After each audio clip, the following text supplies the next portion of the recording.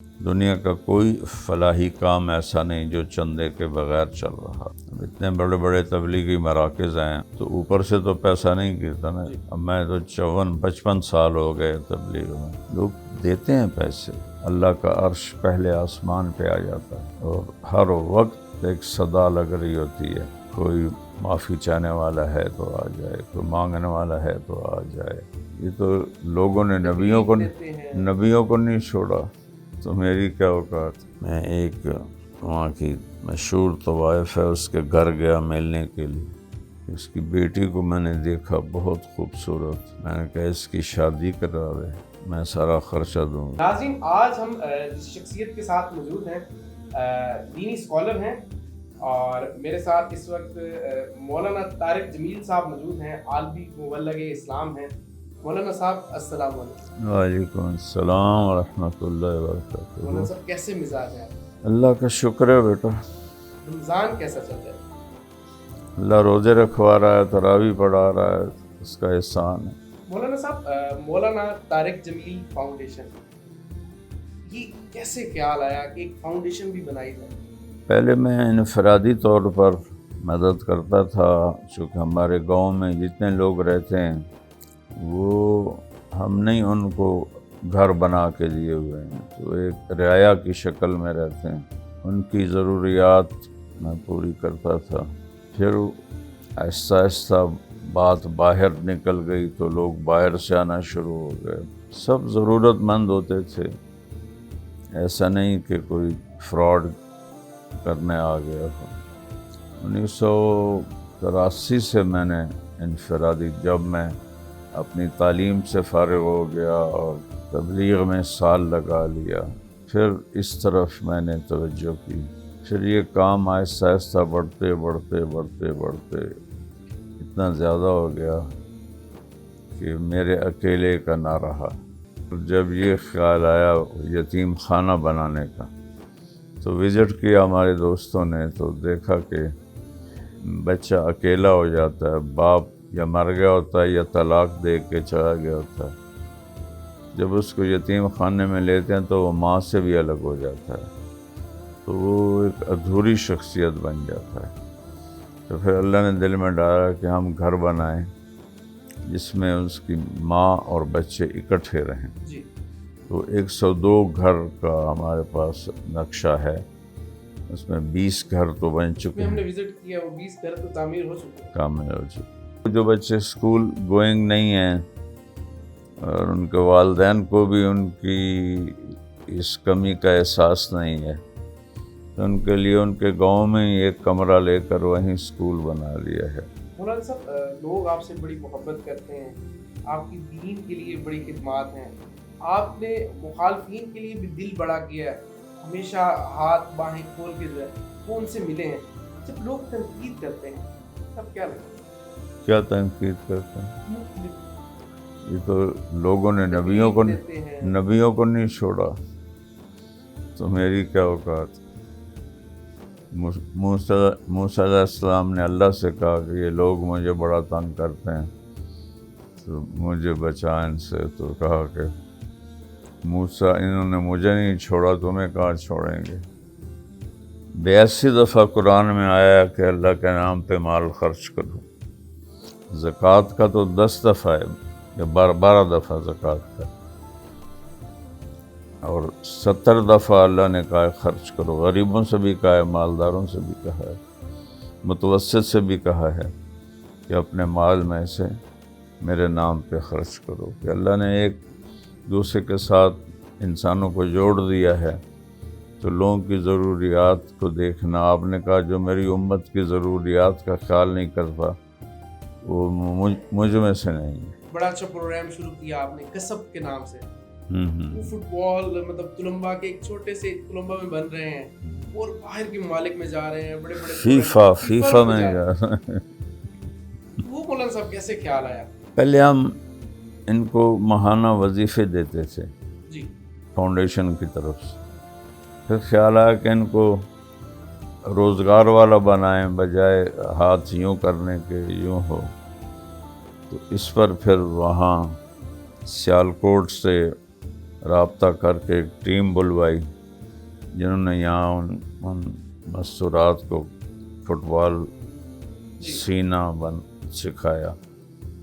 وہ ماشاء اللہ 8-10 سے اب 80 کے قریب ہو گئی ہیں جو اب اپنے مہینے کا خرچہ وہاں سے کما لیتی ہیں. اچھا مولانا صاحب یہ بتائیے گا کہ نوجوانوں کو مطلب کس طرح دین کی طرف آئیں؟ آج کل تھوڑا سا رجحان کم ہو گیا. تھوڑا سا نہیں، بہت زیادہ کم ہو گیا. یہ پہلا کام تو ماں باپ کا ہے کہ وہ یہ کام کریں. پہلی خطا والدین کی ہے کہ وہ بچوں کے اس پہلو کو بالکل نظر انداز کر دیتے. 3 سال کے بچے کو اسکول ڈال دینا یہ بھی کوئی عقل مندی کی بات. اتنا بڑا ظلم ہے اس بچے پر جس کو 3 سال کی عمر میں اسکول ڈال دیتے ہیں. مولانا صاحب رمضان المبارک ہے تو رمضان کے حوالے سے بھی جو تھوڑی سی بات کریں. روزے فرض ہیں، لوگوں کو رکھنے چاہیے، اس حوالے سے بیٹا میرے نبی نے کہا اسلام کی بنیاد ہیں 5 چیزیں. اس میں سب سے پہلے کلمہ توحید ہے، لا الہ الا اللہ محمد الرسول اللہ. اس کے بعد نماز ہے، پھر زکوٰۃ ہے، پھر روزہ ہے، پھر حج ہے. یہ تو ہماری ارکان اسلام ہیں اور پلر آف اسلام ہے. اور بلڈنگ کا ایک پلر گر جائے تو ساری عمارت ڈول جاتی ہے. تو ایمان کلمے کے بعد سب سے بڑا فرض نماز ہے. 10-15% سے زیادہ لوگ نمازی نہیں ہیں، 80-90% لوگ بے نمازی ہیں. جمعے والے دن 30-40% ہو جاتے ہیں. اور آپ نے فرمایا ہمارے نبی نے کہ اللہ تعالیٰ فرماتے ہیں کہ روزے کا عمل صرف میرے لیے ہے اور اس کا بدلہ میں خود دوں گا بذات خود. اس میں جنت کے دروازے کھول دیے جاتے ہیں، دوزخ کے بند کر دیے جاتے ہیں، شیطان قید ہو جاتے ہیں، اللہ کا عرش پہلے آسمان پہ آ جاتا ہے اور ہر وقت ایک صدا لگ رہی ہوتی ہے. کوئی معافی چاہنے والا ہے تو آ جائے، کوئی مانگنے والا ہے تو آ جائے. اور ایک فرشتہ اعلان کرتا ہے نیکی کرنے والے آگے بڑھ، دوسرا فرشتہ اعلان کرتا ہے برائی کرنے والے پیچھے ہٹ. تو یہ بہت بڑی عبادت ہے جو اللہ نے ہمیں عطا فرمائی. سحری اور افطاری کیسے ہونی چاہیے؟ ایسی ہونی چاہیے کہ پیٹ نہ بھرے، اور یہ جو ان نیچرل چیزیں ہیں سموسے اور یہ جو اس کے بعد یہ پکوڑے اور پتہ نہیں کیا کچھ پڑا ہوتا ہے، لوگ ٹوٹے ہوتے ہیں. اور مشروبات جو ہیں، ڈرنکس ہیں، کولڈ ڈرنکس ہیں، ان سے پرہیز کرے اور اتنا کھائے کہ پیٹ نہ بھرے دونوں ٹائم. اب میں افطاری میں سوائے پینے کے کچھ بھی نہیں کھاتا. اچھا جی. صرف پیتا ہوں. کھجور کے شیک بنا کے 2 گلاس اس کے پیتا ہوں اور 2 گلاس سادہ پانی پیتا ہوں اور 1 کپ قہوے کا پیتا ہوں اور 3-4 کھجوریں کھاتا ہوں. بس یہ میری افطار. اور سحری میں سحری میں بھی 4 ابلے ہوئے انڈے اور تھوڑا سا دہی اور 1 کپ قہوہ. بس بچے پراٹھے کھا رہے ہوتے ہیں تو ان سے 1-2 نوالے ایسے چسکے کے لیے لے لیتا ہوں. سن 2000 میں ہماری جماعت تو لمبے آئی تھی تو اس کو لے کر آئے. میں نے کہا خواجہ سراؤں کے اڈے پہ جاؤ. اچھا. تو ہم نے 3-4 اپنے ساتھی بھیجے، وہ ان کو لے کر آئے. ہم نے ان کو اپنے پاس بٹھایا، کھانا کھلایا، اپنے ساتھ کھانا کھلایا. تو میں نے باغی سے پوچھا تو کدی نماز پڑھی یا کوئی نہ. اچھا جی. میں کہا جمعہ پڑھے یا جی کوئی نہ. میں کہا عید پڑھی یا جی کوئی نہ. میں کہا کیوں؟ کہ یہ لوگ سارے کو نفرت کریں اندر مڑ اسی جاندے ہی نہیں ہیں. تو اسی محبت دیتی ہے توڑ کو آ گئے ہیں. اور اس کو 3 دن کے لیے وہ نقد تیار ہوا یہاں سے خواجہ سراؤں میں کام چلا، پورے پاکستان میں ہو رہا ہے اللہ کے فضل سے۔ اچھا مولانا صاحب تلمبا ਦੇ ਵਿੱਚ ਇੱਕ ਬਾਜ਼ਾਰ ਹੁਸਨ ਵੀ ਹੈ ਕਿਸੇ ਦੌਰ ਦੇ ਵਿੱਚ ਤੇ ਉਹ ਤੁਸੀਂ ਫਿਰ ਉਹਨਾਂ ਨੂੰ ਵਜ਼ੀਫਾ ਉਹਨਾਂ ਨੂੰ ਬੁਲਵਾਇਆ ਉਹ ਜ਼ਰਾ ਵਾਕਿਆ بھی سنو۔ جی بیٹا وہ یہی خیال آیا کہ یہ میرے اپنے ہوم ٹاؤن میں یہ بچیاں، کوئی عورت طوائف بننا نہیں چاہتی، کوئی اس کی نیچر میں ہی نہیں ہے، بھوک اور مجبوری۔ جب میں گیا نا ان کے محلے میں اور ان سے ملا اور ان کے حالات دیکھے سنے تو پھر مجھے پتہ چلا کہ یہ بیچاری مجبوری میں یہ کام کر رہی ہیں۔ کوئی ان کو اسی پر پھر میں نے ان کا وظیفہ شروع کیا۔ کوئی 235 تھیں بچیاں، تو کچھ 40 لاکھ میں دوستوں سے اکٹھا کر کے تقسیم کرتا تھا۔ پھر اوپر سے وہ آ گیا، کرونا سے سارے کاروبار ٹھپ ہو گئے، بند ہو گئے، پھر وہ سلسلہ بند ہو گیا، میں چالو نہیں کر سکا۔ لیکن ان کی بچیوں کی شادیاں کروانا، ان کا علاج کروانا، ان کی ضرورتوں کا خیال کرنا، یہ اب بھی میں کر رہا ہوں۔ میں ایک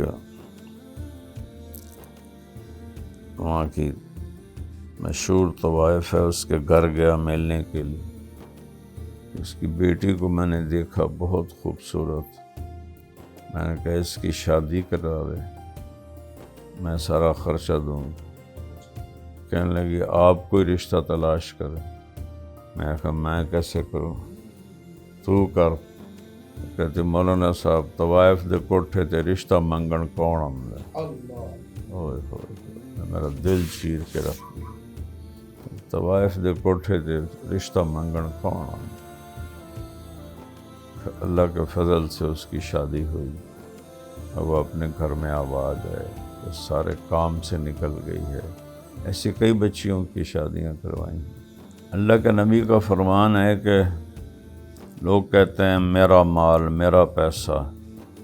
فرمایا کہ تیرا مال وہ ہے جو تو نے کھایا اور ختم کر دیا، پہنا اور پرانا کر دیا، اور اللہ کو دے دیا تو جمع کر دیا۔ تو میں تو ڈونیشنز پر ہی ساری فاؤنڈیشنیں چل رہی ہیں، اور مدرسے چل رہے ہیں، تبلیغ کے مراکز چل رہے ہیں، خانقاہیں چل رہی ہیں، خیراتی ہسپتال میں انڈس ہاسپٹل گیا، ہمارے دوست چلا رہے ہیں۔ کوئی آ جائے، امیر ہو یا غریب ہو، سب کا مفت علاج۔ یہ نہیں بھی یہ مالدار ہے تو اس سے پیسے لے لو، سب کا مفت علاج۔